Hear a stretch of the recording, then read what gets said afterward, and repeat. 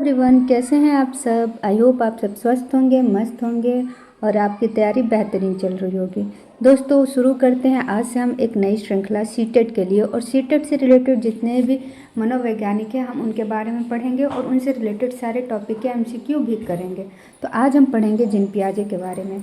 दोस्तों, शायद ही कोई ऐसा विद्यार्थी होगा जिन्होंने जीन पियाजे का नाम नहीं सुना होगा, जिसने भी बाल मनोविज्ञान पढ़ा होगा।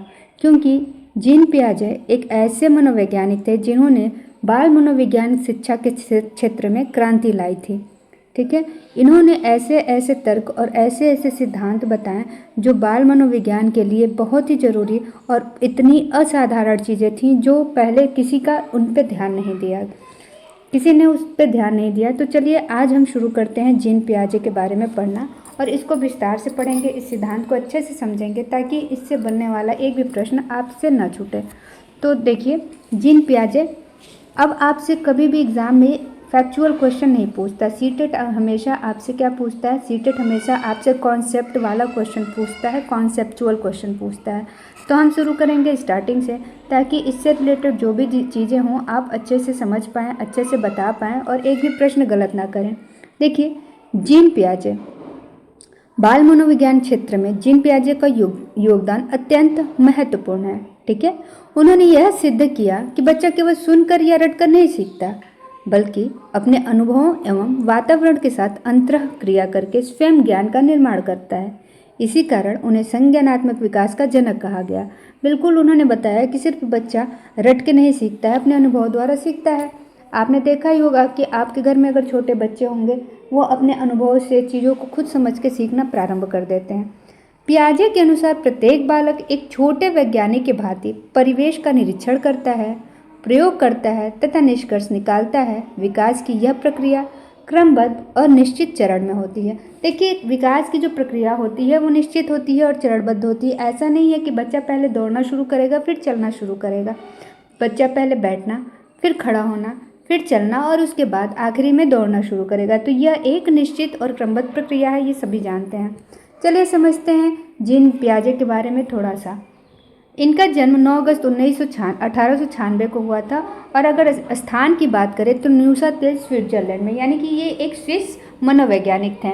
मृत्यु की बात की जाए तो 16 सितंबर 1980 में इनकी मृत्यु हुई थी और इनका जो कार्य क्षेत्र था वो विकासात्मक मनोविज्ञान का था, यानी कि इन्होंने मनोविज्ञान में विकासात्मक प्रक्रिया के बारे में अपने सिद्धांत दिए थे। प्रसिद्धि इनको कहाँ मिली? संज्ञानात्मक विकास सिद्धांत के ये प्रतिपादक थे और इनकी जो किताबें लिखी गई थी इनके द्वारा जो बहुत ही फेमस हुई वो 3 थी, जिनके बारे में आपको ज़रूर से ज़रूर जाना चाहिए, क्योंकि एग्ज़ाम में आपसे इन किताबों के नाम और आपसे पूछा जाता है कि इन किताबों के लिखने वाले ने, यानी कि ऑथर कौन है। तो देखते हैं कौन कौन सी कृतियाँ हैं इनकी। पहली कृतियाँ हैं the language and the thought of the child, इन्होंने पब्लिश की 1923 में। सेकंड जो है बुक इनकी the child conception of the world, जो कि 1926 में प्रकाशित की गई। और अगली किताब the origin of intelligence in children, जो कि 1952 में प्रकाशित हुई थी और यह बहुत ही फेमस किताब रही है। आगे बढ़ते हैं और बात करते हैं पियाजे के सिद्धांत की मूल मान्यताएं। देखिए, इन्होंने कहा था कि बच्चा क्या है? सक्रिय शिक्षार्थी है। इन्होंने कहा था कि बच्चा एक नन्हा वैज्ञानिक है। बच्चा मतलब खुद खोजता रहता है। आप अपने घर में देखते होंगे कि छोटा बच्चा है, चीज़ों को तोड़ता है, जोड़ता है, उसको बनाने का प्रयास करता है। मतलब आप कह सकते हैं कि बच्चा क्या है? नन्हा वैज्ञानिक है। जब तक मानसिक विकास किसी स्तर तक नहीं पहुँचता तब तक प्रभावी अधिगम संभव नहीं है।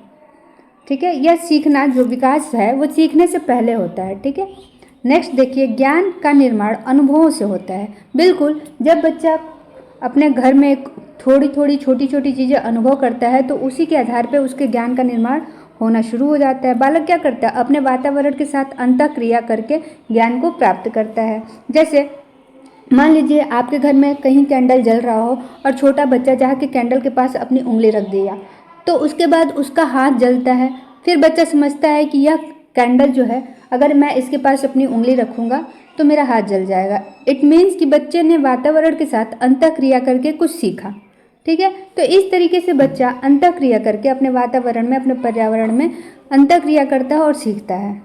नेक्स्ट देखिए, विकास सार्वभौमिक एवं क्रमबद्ध है। अभी मैंने बताया कि जो विकास है वो चरणबद्ध तरीके से होता है। ऐसा नहीं है कि किसी बच्चे के दांत पहले, जो मिल्क टीथ है वो पहले आएंगे और जो परमानेंट टीथ हैं वो बाद में आएंगे। यह बिल्कुल शाश्वत सत्य है कि किसी भी बच्चे की जो दूध के दांत होते हैं वो पहले आएंगे, ठीक है, परमानेंट टीथ बाद में ही आएंगे। आगे देखिए, प्रमुख अवधारणाएं। इन्होंने जो प्रमुख अवधारणा दी थी उनमें से एक प्रमुख थी स्कीमा। देखिए, इसमें स्कीमा मतलब जो भी बच्चा देख रहा है, जो भी आप अपने आंखों के सामने देख रहे हैं वो सब क्या है, स्कीमा है। एक ढांचा अगर हमारे मानसिक रूप में तैयार हो जाता है, हमारे ब्रेन में अगर एक ढांचा तैयार होता है वो स्कीमा है। जैसे पहली बार बच्चे ने बिल्ली देखा, उसका पूरा का पूरा ढांचा उसके दिमाग में तैयार हुआ, लेकिन उसको पता नहीं है कि इस चीज़ का नाम बिल्ली है। तो उनके घर वालों के मुंह से सुना उसने, या परिवार के किसी व्यक्ति से सुना, यह बताते हैं कि यह बिल्ली है। अब ऐसी कोई भी चीज़ बच्चा देखेगा तो वह समझ जाएगा कि यह क्या है, बिल्ली है, क्योंकि वह अब बच्चे के स्कीमा में पूरी तरीके से फीड हो चुका है। ठीक है, देखिए, यदि बच्चा पहली बार गाय देखता है तो उसके मस्तिष्क में गाय का एक मानसिक चित्र बन जाता है, यही उसकी स्कीमा है। महत्वपूर्ण तथ्य यह है कि स्कीमा बराबर मानसिक ढांचा अथवा ज्ञान की इकाई आप कह सकते हैं। आगे देखेंगे आत्मीकरण। आत्मीकरण क्या होता है? देखिए, जब नई जानकारी को पहले से मौजूद स्कीमा में सम्मिलित किया जाता है उसे ही आत्मीकरण कहते हैं। जैसे मान लीजिए बच्चे ने काले रंग की बिल्ली देखी और उसके दिमाग में, उसकी स्कीमा में फीड है कि यह बिल्ली है, और अगर बच्चे के सामने कभी सफ़ेद बिल्ली आई तो बच्चे ने सफ़ेद बिल्ली को भी देख के बिल्ली ही कहा, क्योंकि उसने क्या किया, अपने जो पुराने ज्ञान था, पुराना उसका जो स्कीमा था, उसके साथ नए ज्ञान को आत्मसात कर लिया। ठीक है, जैसे यदि बच्चा गाय को देखकर उसे बड़ा कुत्ता कह दे तो वह अपने नए अनुभव को पुराने ज्ञान में क्या कर रहा है, समाहित कर रहा है। बिल्कुल वो कह सकता है, उसने सफ़ेद रंग का कुत्ता देखा है और सफ़ेद रंग की गाय देखी तो वो कह सकता है कि हाँ, गाय जो है वो कुत्ते की तरह ही दिखती है, लेकिन जो गाय है वो बड़ी है, तो कह सकता है कि यह बड़ा कुत्ता है। तो उसने अपने पुराने ज्ञान, पुरानी स्कीमा में उसको आत्मसात किया है, नए ज्ञान को।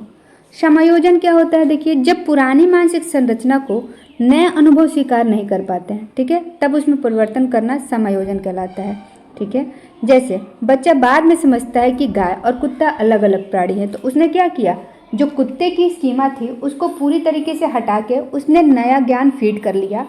ठीक है, उसको परिवर्तित करके बिल्कुल अलग ज्ञान उसने क्या किया, संशोधन करके प्राप्त कर लिया कि ये कुत्ता नहीं है, अगर ये ऐसा दिखने वाला प्राणी जीव जो बड़ा है वह गाय है। तो उसने पूरी की पूरी अपनी स्कीमा में परिवर्तन किया और नए ज्ञान को क्या किया, समझ लिया। तो इस तरीके से इसको हम लोग कहते हैं एकोमोडेशन या समायोजन। नेक्स्ट है संतुलन। आत्मीकरण और संतुलन, समायोजन के बीच संतुलन स्थापित करने की प्रक्रिया को संतुलन कहते हैं। ठीक है, पियाजे के अनुसार यह प्रक्रिया संज्ञानात्मक विकास को आगे बढ़ाती है। अब देखिए, इन्होंने संज्ञानात्मक विकास के चरण के बारे में बात की। सबसे पहले अवस्था बताई इन्होंने, प्रथम अवस्था, जिसको संवेदी गत्यात्मक अवस्था कहते हैं। इंग्लिश में अगर बात करें तो सेंसरी मोटर स्किल बोलते हैं। ठीक है, इसको अगर आप इंग्लिश में याद करना चाहेंगे तो इसको आप कह सकते हैं SPCF, सेंसरी मोटर स्किल पहला हो गया, दूसरा होगा प्री ऑपरेशनल स्टेज, तीसरा हो गया कॉन्क्रीट ऑपरेशनल स्टेज और चौथा हो गया फॉर्मल ऑपरेशनल स्टेज। ठीक है, SPCF भी इसको कहते हैं। अब देखिए, प्रथम अवस्था जो थी वो संवेदी गत्यात्मक अवस्था थी, जो कि 0 से 2 वर्ष तक की थी। मुख्य विशेषताओं की बात करें, जब बच्चा 0 से 2 वर्ष का होता है तो इंद्रियों एवं शरीर गतिविधियों द्वारा सीखता है, मतलब अपने आँख, नाक, कान, हाथ को देख के और अपने शरीर की गतिविधियों को करके सीखता है। वस्तु स्थायित्व का विकास होता है, अनुकरण की क्षमता का विकास होता है, उद्देश्यपूर्ण व्यवहार का प्रारंभ होता है। देखिए, इसी अवस्था में बच्चों के अंदर वस्तु स्थायित्व यानी कि ऑब्जेक्ट परमानेंस का गुण आता है। यानी कि इसका मतलब यह है कि जब उसके आँखों के सामने कोई वस्तु रहे और उस वस्तु के ओझल हो जाने के बाद भी उस वस्तु का मानचित्र या चित्र बच्चे के दिमाग में बना रहे। ठीक है, तो इसी को हम क्या कहते हैं, ऑब्जेक्ट परमानेंस यानी कि वस्तु स्थायित्व। यानी अगर बच्चे ने टॉफ़ी देख लिया और टॉफ़ी हटा देने के बाद भी बच्चे के दिमाग में टॉफ़ी का स्कीमा या टॉफ़ी के बारे में छवि बनी रहे, वही वस्तु स्थायित्व है। यही वो अवस्था है जिसमें वस्तु स्थायित्व प्रारंभ होता है और यही वो अवस्था है जिसमें वस्तु स्थायित्व नहीं होता है। यहाँ से वस्तु स्थायित्व प्राप्त होता है, यानी कि बच्चों में बनना शुरू होता है। बात करेंगे हम द्वितीय अवस्था की, जो है पूर्व संक्रियात्मक अवस्था, जिसको आप प्री ऑपरेशनल स्टेज भी कहते हैं। मैं आप कोशिश करूंगी कि बाइलिंगुअल रखूं चीज़ों को, ताकि दोनों ही मीडियम के स्टूडेंट्स को अच्छी तरीके से समझ में आए। तो सेकंड जो अवस्था उन्होंने दी थी बौद्धिक विकास की, वो दी थी पूर्व संक्रियात्मक अवस्था। और ये अवस्था आप देख लीजिए, ये अवस्था होती है 2 से 7 वर्ष तक की। ठीक है, जब बच्चा 2 से 7 वर्ष की उम्र में होता है तब वह पूर्व संक्रियात्मक अवस्था में होता है। अब देखिए, इस वर्ष के आयु के बच्चों को अगर आप अपने घर में या अगल बगल आसपास देखेंगे तो ध्यान से देखेंगे कि ये जो बच्चे होते हैं ये इस अवस्था में होते हैं जहाँ ये प्रतीक को समझना शुरू करते हैं। प्रतीक इन द सेंस कि नंबरिंग, अल्फ़ाबेट, ये सब क्या है, प्रतीक ही है। इनको समझना शुरू करता है। आप बच्चों को सिखाना शुरू करते हैं कि ये 1 है, ये 1 है, 2 है। 2 से 7 साल का बच्चा जो होता है वो क्लास 1 या क्लास 2 तक, मतलब जब 2 से स्टार्ट होता है तो 2 साल से जो बच्चा 2 साल का होता है वो अभी यहाँ से इसको ज्ञान होना शुरू होता है। ये सारी चीज़ें देखता है और उसको नाम देना सीखता है। तो जब बच्चा क्लास 1 में पहुंचता है, यानी कि जब 6 साल में होता है तो क्लास 1 में, और 7 साल में होता है क्लास 2 में होता है। अब इस अवस्था में बच्चे के अंदर भाषा का विकास बहुत तेज़ी से होता है। वह प्रतीकों का विकास उसके अंदर बहुत तेज़ी से होता है, यानी कि प्रतीकों को समझना शुरू कर देता है। जो भी आप अल्फ़ाबेट उनको दिखाते हैं, जो भी नंबर दिखाते हैं, बच्चा आसानी से सीख जाता है। तो आप इसको रिलेट करके रखिएगा। जो पूर्व संक्रियात्मक अवस्था होती है वो संक्रिया की अवस्था है। संक्रिया मतलब ऑपरेशन, जैसे कि जोड़ घटाना, ये क्या है, संक्रियाएं हैं। तो बच्चे यहाँ पे जोड़ घटाना सीख रहा है, क्लास 1 में है, 2 में है। तो ये अवस्था कैसी अवस्था है, संक्रियात्मक अवस्था है, पूर्व संक्रियात्मक अवस्था है। और 2 से 7 वर्ष तक का बालक इस अवस्था में होता है। अब देखिए, इस अवस्था की मुख्य विशेषताएं क्या हैं। ये क्वेश्चन आपसे एग्जाम में पूछा जाता है। आपसे पूछ लेगा कि स्व केंद्रिता बौद्धिक अवस्था की किस अवस्था के तहत आता है, और चारों ऑप्शन दे देगा कि बताइए संवेदीगामक अवस्था, पूर्व संक्रियात्मक अवस्था, मूर्त संक्रियात्मक अवस्था या औपचारिक संक्रियात्मक अवस्था। तो आपको पता होना चाहिए कि जितनी भी विशेषताएं हैं वो किन किन अवस्थाओं के अंतर्गत आती हैं। तो देखिए, जब बच्चा 2 से 7 साल के अंदर होता है, इस अवस्था में होता है, तो उसके अंदर स्व केंद्रिता आती है, यानी कि ईगोसेंट्रिज्म होता है। बालक केवल अपना दृष्टिकोण ही सही मानता है। अगर वह समझता है कि जो मैं खा रहा हूँ वो अच्छा है तो वो अच्छा है, आप उसको समझाएंगे कि ये अच्छी चीज़ नहीं है तो वो सिर्फ अपने पॉइंट ऑफ व्यू से वो चीज़ को देखता है। इसको आप कहते हैं ईगोसेंट्रिज्म, यानी कि सिर्फ अपने ही सही, अपना दृष्टिकोण ही उसको सही लगता है। दूसरा होता है जीववाद, यानी कि एनिमिज्म। इसमें क्या करता है बच्चा कि इस अवस्था में वह सजीव और निर्जीव वस्तुओं के बीच में भेदभाव नहीं कर पाता। वो निर्जीव यानी कि नॉन लिविंग थिंग्स को भी लिविंग थिंग मानता है। आपने देखा होगा कि जब छोटा बच्चा है वो गिर गया, उसको चोट लग गई, तो जिस चीज़ से उसको चोट लगती है वह उसको मारता है। जैसे मान लीजिए, अगर कोई बच्चा चल रहा है, वो दरवाजे से टकरा गया और उसको चोट लग गई, तो वो दरवाजे को जाके मारता है। वो ये नहीं सोचता है कि यह निर्जीव है और इसको चोट नहीं लगेगी। वह यही समझता है कि उसने दरवाजे ने उससे चोट लगा दी और वह उसको बदले में पनिश कर रहा है। ठीक है, तो इस उम्र में जो द्वितीय अवस्था होती है, पूर्व मूर्त संक्रियात्मक की अवस्था होती है, इस उम्र में बच्चे ईगोसेंट्रिज्म होते हैं, यानी कि स्व केंद्रिता उनके अंदर होती है। दूसरा, इसमें वो जीववाद इनके अंदर होता है, यानी कि सजीव और निर्जीव के बीच अंतर नहीं कर पाते हैं। थर्ड है केंद्रीकरण, यानी कि सेंट्रेशन। एक समय में केवल एक ही विशेषता पर ध्यान देना, यानी कि जो काम कर रहे हैं सिर्फ उसी काम पे वो ध्यान देते हैं, फोकस करते हैं। और चौथा है संरक्षण का अभाव। ठीक है, बालक मात्रा, संख्या अथवा आयतन की स्थिरता को नहीं समझ पाता। संरक्षण आप समझ रहे होंगे कि जैसे अगर आपने बच्चे को एक बड़े ग्लास में पानी दे दिया, ठीक है, 500 ml, 500 नहीं, 200 ml लगभग पानी एक बड़े ग्लास में दे दिया, और किसी दूसरे बड़े बॉटल में 200 ml पानी दिया, तो बच्चा ये समझेगा कि जो बड़े बॉटल में पानी है उसमें पानी की मात्रा ज़्यादा है। या आप यूँ समझा सकते हैं कि अगर बच्चे को कोई खाने की चीज़ आप दे रहे हैं, लिक्विड, मान लीजिए आपने बच्चे को जूस पीने के लिए दे दिया और एक ग्लास में जूस की मात्रा 440 ग्राम है या 100 ग्राम है और 100 ml है, 100 ml है, और दूसरे जार में जो कि बड़ा ग्लास है उसमें भी 100 ml है, तो बच्चा ये समझता है कि बड़े ग्लास में मात्रा जो है वो कम है, क्योंकि उसमें जो क्वांटिटी दिखती है वो कम दिखती है, लेकिन छोटे ग्लास में क्वांटिटी ज़्यादा दिखती है, ग्लास ज़्यादा भरा दिखता है। तो बच्चा ये समझता है कि भरे हुए ग्लास में ज़्यादा मात्रा में उसको चीज़ें मिल रही हैं। तो यहाँ पे क्या हो रहा है, बच्चा तुलना नहीं कर पा रहा है, ठीक है, मात्रा आयतन का संख्या का तुलना उसके अंदर नहीं है। तो ये आप कह सकते हैं कि बच्चे के अंदर संरक्षण का अभाव है। तो ये चारों विशेषताएं होती हैं द्वितीय अवस्था यानी कि पूर्व मूर्त संक्रियात्मक अवस्था में, जब बच्चा 2 से 7 वर्ष का होता है। पहली अवस्था तो स्व केंद्रिता वाली, यानी बच्चे को अपना ही दृष्टिकोण सही लगता है। दूसरा जीववाद वाली, यानी कि सजीव और निर्जीव के बीच बच्चा अंतर नहीं कर पाता है। थर्ड है सेंट्रिज्म, यानी कि केंद्रीकरण, एक समय पे एक ही चीज़ों पे ध्यान देता है। और चौथा है संरक्षण का अभाव, यानी कि आयतन को तुलना नहीं कर पाता, आयतन के बारे में उसको ज्ञान नहीं है। अब देखिए जो तृतीय अवस्था है वो है मूर्त संक्रियात्मक अवस्था। यहाँ पे बच्चा 7 से 11 वर्ष यानी कि कक्षा 2 से पढ़ना शुरू होगा। 2, 3, 4, 5, 6 तक पहुँच जाएगा बच्चा मूर्त संक्रियात्मक अवस्था में। तो यह तार्किक चिंतन के विकास की अवस्था है। अब यहाँ से बच्चा तर्क करना शुरू करता है, तार्किक चिंतन करता है। अगर आप उसको कोई प्रॉब्लम देते हैं तो उसके बारे में हाइपोथेसिस करता है, खुद की परिकल्पनाएं करता है, खुद समस्याओं को समाधान करने का प्रयास करता है। तो यह कैसी अवस्था हो जाएगी, यह हो जाएगी मूर्त संक्रियात्मक अवस्था। तो इसकी प्रमुख विशेषताएं ये हैं कि संरक्षण, बच्चा संरक्षण सीख जाता है, यानी कि अब उसको पता है अब आप उसको पागल या बेवकूफ़ नहीं बना सकते हैं। अगर एक बड़े जार में 100 ml पानी है और दूसरे छोटे जार में भी 100 ml पानी है, तो बच्चा बता सकता है कि दोनों में पानी की मात्रा बराबर है, ठीक है। अब वो जार या ग्लास उसको भ्रमित नहीं कर सकता है, अब वो देख के समझ सकता है कि दोनों में क्वांटिटी सेम है, ठीक है। अब देखिए वस्तुओं को ये यहाँ पे ये वर्गीकरण सीख जाता है, यानी कि क्लासीफाई करने सीख जाता है। अगर आप बच्चों को भिन्न भिन्न आकृतियाँ देते हैं तो वो उसको छांट के अलग अलग रख सकते हैं, ठीक है, वर्गीकृत कर सकते हैं।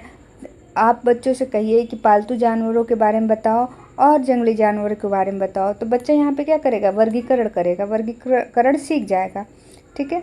नेक्स्ट है क्रमबद्धता। अब यहाँ पे बच्चा सीरिएशन सीख जाता है, वस्तुओं को क्रम में व्यवस्थित करना सीख गया है, ठीक है, अच्छी तरीके से। आपने देखा होगा कि जब इस उम्र में बच्चे होते हैं तो आप उनको अवरोही क्रम, आरोही क्रम और ग्रेटर देन, लेसर देन ये सब सिखाते हैं, और इस उम्र के बच्चे सब सीख जाते हैं। यानी कि बच्चा अब क्रमबद्धता सीख गया है, क्रम से चीज़ों को लगाना सीख गया है, ठीक है। फिर देखिए परिवर्तनीयता, यानी कि रिवर्सिबिलिटी, बच्चे ने यहाँ पे उल्टी चीज़ें भी सीख ली है। जैसे आप उल्टी गिनती बच्चे को कहने के लिए मतलब बोलने के लिए कह दीजिए, बच्चा सीख जाएगा। आप अगर बच्चों को घटते हुए क्रम की संख्याएं लिखने को कह दें तो बच्चा लिख पाएगा, ठीक है। बच्चा आप चीज़ों को क्या करेगा, उलट के सोच सकता है, ठीक है। नेक्स्ट जो अवस्था होती है वो होती है औपचारिक संक्रियात्मक अवस्था, जिसमें बच्चा 11 वर्ष से अधिक का होता है, ठीक है। अब बच्चा क्लास 6 में पहुंच गया है, ठीक है। अब बच्चा इस अवस्था में क्लास 5 में 6 में पहुंच रहा है, और अब इससे ऊपर की इसकी अवस्था है।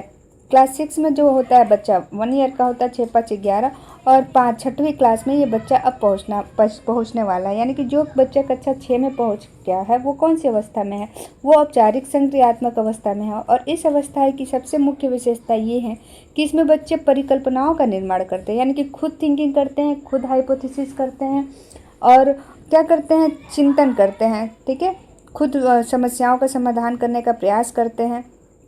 दूसरा, संभावित परिस्थितियों पर विचार, यानी कि अगर आपने बच्चे को कोई काम दिया या कोई प्रॉब्लम दिया तो उस प्रॉब्लम को कैसे सॉल्व करना है और कौन कौन सा तरीका हो सकता है किसी भी समस्या को समाधान करने के लिए, इस समस्या का समाधान इस उम्र में बच्चा करना सीख जाता है, ठीक है। वैज्ञानिक समस्या समाधान, और बच्चा वैज्ञानिक तरीके से भी समस्याओं का समाधान करना सीखता है। नैतिक एवं दार्शनिक चिंतन, यानी कि अब बच्चा सिर्फ रूल पे ध्यान नहीं देगा कि आपने उसको नियम बता दिया कि ये सही है तो बच्चा सिर्फ उसी को सही मानेगा। बच्चा नैतिक चिंतन जरूर करेगा, दार्शनिक चिंतन जरूर करेगा। अगर आपने कह दिया, बच्चे को सिखाया है कि रेड लाइट क्रॉस करना इज़ अ बैड हैबिट, तो बच्चे के दिमाग में तो है कि हाँ, अगर हम रोड पे चल रहे हैं और ट्रैफिक आ रहा है, रेड लाइट है, तो हमें रुकना है, ठीक है।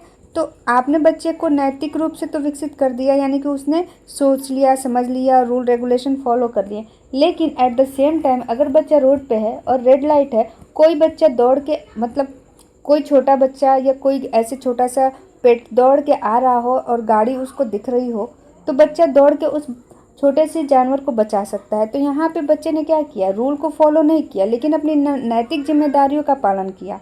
तो अब बच्चा ये समझता है कि जो नियम है वो सिचुएशन के हिसाब से ही हमें फॉलो करना चाहिए। कभी कभी नियमों को ताक पे रख के भी हम काम कर सकते हैं, अगर वो नैतिकता के दायरे के अंदर आता है तो। ठीक है। अमूर्त अवधारणाओं की समझ। अब बच्चा ऐसी चीज़ों के बारे में भी समझ विकसित कर सकता है जो चीज़ें उसको नहीं दिख रही हैं, जो उनके आंखों के सामने नहीं है, ओझल है।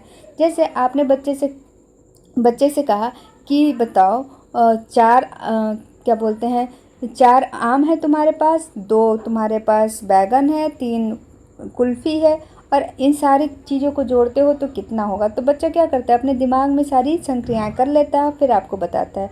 अब उसके सामने ये सारी चीज़ें अवेलेबल नहीं है, ठोस रूप से नहीं दिख रही, मूर्त रूप से वो बच्चा नहीं चीज़ें देख रहा है, लेकिन फिर भी वो क्या करता है, हाइपोथेसिस करता है, परिकल्पनाएं करता है। अमूर्त चीज़ों की अवधारणा उसके अंदर विकसित हो चुकी है। अब जब उसके सामने चीज़ें नहीं रहती, उन चीज़ों को भी वो परिकल्पना कर लेता है अपने दिमाग में संक्रियाएं करके, और आपको सही आंसर बता देता है। तो आप बता सकते हैं कि ये औपचारिक संक्रियात्मक अवस्था की ये चारों विशेषताएं, 5 विशेषताएं हैं। परिकल्पनाओं का निर्माण, संभावित परिस्थितियों पर विचार, वैज्ञानिक समस्या समाधान, नैतिक एवं दार्शनिक चिंतन और अमूर्त अवधारणाओं की समझ। ठीक है। अब देखिए पियाजे के सिद्धांत का शैक्षिक महत्व क्या है। तो सबसे पहले तो यह बाल केंद्रित शिक्षा का समर्थन करता है, और हमारी राष्ट्रीय शिक्षा नीति कहती है कि शिक्षा हमारी कैसी होनी चाहिए, बाल केंद्रित शिक्षा होनी चाहिए। दोस्तों मैंने इससे पहले भी डॉक्यूमेंट वाले वीडियो डाले हैं, और मैं फिर से डॉक्यूमेंट वाले और विस्तार में वीडियो बना के लेके आऊँगी। जैसे एनसीएफ हो गया, आरटीए एक्ट हो गया, और जो भी हैं जितने भी डॉक्यूमेंट हैं सारे की वीडियो मैं आप लोगों को नए सिरे से फिर से प्रोवाइड करूंगी, और पहले मैं थियरी एक्सप्लेन करूंगी, फिर क्वेश्चन दूंगी। वीडियो थोड़ी लंबी हो जाएगी चलेगा, लेकिन आपको पूरे एकदम फ्री में एकदम अच्छा मटेरियल मिलेगा, आपको कहीं और जाने की आवश्यकता नहीं पड़ेगी। तो चलिए देखते हैं, फिर से आते हैं टॉपिक पे कि पियाजे के सिद्धांत का शैक्षिक महत्व ये है कि इनकी शिक्षा जो है वो बाल केंद्रित शिक्षा का समर्थन करती है। शिक्षण प्रक्रिया बालक की रुचि और विकास के स्तर के अनुरूप होनी चाहिए, उन्होंने ये बताया था, और बिल्कुल ऐसी ही होनी चाहिए। दूसरा है सक्रिय अधिगम, यानी कि इनके अनुसार बच्चे क्या करें, सक्रिय रहें, विद्यार्थियों को प्रयोग, निरीक्षण और खोज के अवसर मिलने चाहिए, इन्होंने बताया। नेक्स्ट इन्होंने बताया कि मूर्त अनुभवों का महत्व है, यानी कि बच्चों के सामने अगर आप ठोस रूप से कोई कार्य करके समझाते हैं, यानी कि गतिविधियों के माध्यम से कराते हैं, अन्वेषण के माध्यम से, खोज के माध्यम से कराते हैं, यानी कि लर्निंग बाय डूइंग, उसको इन्होंने महत्व दिया। नेक्स्ट है चौथा, व्यक्तिगत भिन्नताओं का सम्मान। देखिए बिल्कुल ऐसा होना चाहिए, आपकी एक कक्षा में अगर 10 बच्चे हैं तो 10 एक जैसे नहीं होंगे, सबकी व्यक्तिगत भिन्नताएं, रुचियाँ और सक्षमताएं सारी अलग होंगी। कोई बच्चा तेज़ी से सीखता है, कोई बच्चा धीरे सीखता है। तो इस बात का आप हमेशा ख्याल रखिए कि व्यक्तिगत जो भिन्नता है, यानी कि जो इंडिविजुअल डिफरेंसेस हैं बच्चों के अंदर, उनको आप ध्यान में रख के ही बच्चों के लिए शिक्षण कार्य उपलब्ध कराइए। ठीक है। नेक्स्ट है खोज विधि का प्रयोग। शिक्षक को ज्ञान देने के बजाय मार्गदर्शक की भूमिका निभानी चाहिए। देखिए शिक्षक को सिर्फ ज्ञान नहीं देना चाहिए कि शिक्षक क्लास में गए और ज्ञान रूपी टैब को खोल दिया और ऐसे ज्ञान की बारिश हो रही है, जो बच्चा कैच कर पाया और जिसके हाथों में कुछ नहीं आया वो चला गया। ऐसा नहीं होना चाहिए। शिक्षक को ऐसे तरीके से शिक्षण करना चाहिए कि बच्चा क्या करे, समझ के खुद से खोज करके सीखने का प्रयास करे।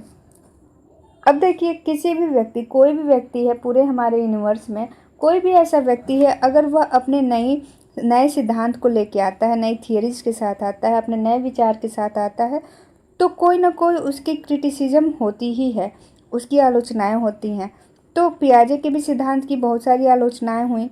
चलिए देखते हैं कि क्या क्या आलोचनाएं हुई। तो सबसे पहला ये कि सामाजिक एवं सांस्कृतिक कारकों की उपेक्षा। देखिए इन्होंने सामाजिक और सांस्कृतिक कारकों को बहुत महत्व नहीं दिया। इन्होंने महत्व दिया कि जो बच्चा है वो खुद एक वैज्ञानिक है। ठीक है, बच्चा कोरी स्लेट नहीं है, जबकि व्यवहारवादी कहते हैं, जो व्यवहारवादी मनोवैज्ञानिक जैसे कि आपके स्किनर हो गए, पावलोव हो गए, ये सारे व्यवहारवादी कहते हैं कि बच्चा एक कोरी स्लेट है, जबकि पियाजे कहते हैं कि बच्चा कोरी स्लेट नहीं है, वो नन्हा वैज्ञानिक है। ठीक है, उसके दिमाग में पहले से चीज़ें हैं और वो कभी भी खाली स्लेट की तरह नहीं है। ठीक है। और दूसरी चीज़, इन्होंने सामाजिक और सांस्कृतिक कारकों को बहुत महत्व नहीं दिया। इन्होंने कहा कि बच्चा खुद से सीखता है। ठीक है, खुद प्रयोग करके सीखता है। दूसरा, इनकी जो आलोचनाएं थी कि बच्चा वास्तविक क्षमताओं का कम आकलन। तो बच्चों की वास्तविक क्षमताओं का इन्होंने कम आकलन किया। तीसरा, विकास को अत्यधिक कठोर चरणों में भी विभाजित किया। तो मुझे तो नहीं लगता कि इन्होंने विकास को अत्यधिक कठोर चरणों में विभाजित किया, लेकिन फिर भी आलोचनाएं हुई हैं।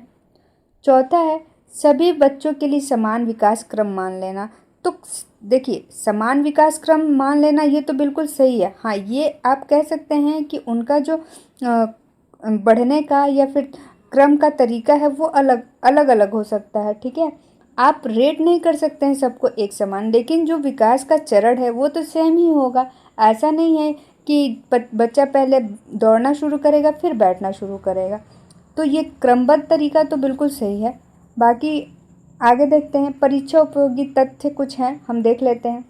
देखिए, संज्ञानात्मक विकास के जनक जीन पियाजे हैं, इस बात को आप रट जाइए। रट के आप तो बिल्कुल दिमाग में बैठ गया होगा कि संज्ञानात्मक विकास के जनक जीन पियाजे हैं। इन्होंने बौद्धिक विकास के चरणों को 4 चरणों में बांटा था, जिसमें पहला संवेदीगामक, दूसरा पूर्व मूर्त संक्रियात्मक, तीसरा मूर्त संक्रियात्मक और चौथा औपचारिक संक्रियात्मक अवस्था है। और सबका आपको समय भी पता है कि 0 से 2 वर्ष, फिर 2 से 7 वर्ष, 7 से 11 वर्ष और 11 से ऊपर का वर्ष जो है औपचारिक संक्रियात्मक अवस्था के अंतर्गत आता है। और देख लीजिए, वस्तु अस्थायित्व 0 से 2 वर्ष के अंतर्गत आता है। यही एक ऐसी अवस्था है जो संवेदीगामक अवस्था में होती है। बच्चों के अंदर वस्तु अस्थायित्व नहीं भी होती है और इसी अवस्था में बच्चों के अंदर वस्तु अस्थायित्व का गुण आता भी है। ठीक है, स्वकेंद्रिता 2 से 7 वर्ष में होती है। संरक्षण बच्चा 7 से 11 वर्ष में सीखता है। अमूर्त चिंतन 11 वर्ष के बाद आता है। ठीक है, अब देखिए, स्कीमा एक मानसिक संरचना है और ये स्कीमा वर्ड पियाजे ने दिया था, इस बात का भी आप ध्यान रखेंगे। आत्मीकरण भी इन्होंने दिया था, यानी कि पियाजे ने दिया था इस शब्द को। और आत्मीकरण में क्या करते हैं, नए अनुभव को पुराने ज्ञान से जोड़ते हैं। और समायोजन में क्या करते हैं, पुराने ज्ञान में परिवर्तन करके समायोजित करते हैं। ठीक है, तो ये तीनों शब्द हैं, इसको भी आप ध्यान दीजिएगा। और देखिए, ये जितना भी मैंने आपको थियरी पढ़ाया उसको एक अच्छे से ऐसे पिक्चर फॉर्म में आपको मैंने टेबल फॉर्म में दे दिया। अगर आप स्क्रीनशॉट करना चाहते हैं तो स्क्रीनशॉट कर सकते हैं। मैं स्क्रीन को ऐसे रोटेट कर दे रही हूँ, आप यहाँ से इसको स्क्रीनशॉट भी कर सकते हैं। ये एक चार्ट के रूप में आपको फ्लो चार्ट के रूप में देखने को मिलेगा और इसमें वो सारी चीज़ें वही हैं जो अभी मैंने आपको ऊपर PDF में बताया है। मैं आपको यहाँ पे जूम करके दिखा सकती हूँ। देखिए, यहाँ पे जीन पियाजे के संज्ञानात्मक विकास का सिद्धांत, यहाँ पे इनका परिचय दिया गया है कि इनका जन्म कहाँ हुआ था और ये इनके बारे में जो भी डिटेल है, इनकी मान्यताएँ हैं और इनके दिए हुए जो भी विचार हैं ये सारे यहाँ पे दिए हुए हैं। इनका जो इनका जो बौद्धिक विकास का चरण है, संज्ञानात्मक विकास का चरण है, उसके बारे में यहाँ पे सारी चीज़ें दी गई हैं। आप देख सकते हैं कि संवेदी गत्यात्मक अवस्था 0 से 2 वर्ष और इससे रिलेटेड जितनी भी प्रमुख विशेषताएं हैं मैंने यहाँ पे मेंशन किया है। और यहाँ पे आप फिगर भी है ताकि आपको थोड़ा सा इंटरेस्टिंग लगे ये पढ़ने में। आप इसको चाहें तो स्क्रीनशॉट कर सकते हैं और देख सकते हैं, सारी चीज़ों को अच्छे से समझ सकते हैं। तो आपको कैसी लगी जीन पियाजे की क्लास? अभी भी अगर कोई डाउट हो तो आप कमेंट सेक्शन में मुझे मैसेज कर सकते हैं, कमेंट कर सकते हैं। और अगले सेशन में जीन पियाजे से रिलेटेड जितने भी क्वेश्चन बनते हैं मैं आपको करा दूंगी, लेकिन उससे पहले आप इस सेशन को 1 से 2 बार ज़रूर देखिएगा ताकि जब भी आप MCQ करें आपसे क्वेश्चन बन पाए। ठीक है, तो मिलते हैं दोस्तों नए क्लास में, नए वीडियो में और नए किसी मनोवैज्ञानिक के साथ। आपको पता है कि जीन पियाजे हैं, कोफ्ता तो नहीं, कोहलबर्ग हैं, वाइगोत्स्की हैं, नाम चॉम्स्की हैं, बहुत सारे मनोवैज्ञानिक हैं जिनका डिटेल हम लोग स्टडी करेंगे। और ये CTET में बहुत पूछे जाते हैं और बार बार पूछे जाते हैं, तो इनको अगर हम एक बार अच्छे से पढ़ लेंगे तो हमें बार बार पढ़ने की आवश्यकता नहीं पड़ेगी। तो चलिए फिर मिलते हैं नेक्स्ट सेशन में। अगर चैनल पर नए हो तो चैनल को सब्सक्राइब कर लीजिएगा, बेल आइकन प्रेस कर लीजिएगा ताकि मैं जब भी कोई वीडियो डालूँ तो आपको उसकी नोटिफिकेशन मिलती रहे। और अपने दोस्तों में भी सेशन को शेयर कीजिएगा। आपको सारे PDF और सारे जितने भी प्रैक्टिस सेट हैं यहाँ पे फ्री में मिलेंगे, आपको कहीं जाने की आवश्यकता नहीं है। चैनल पर बने रहिए। Till then take care, bye bye.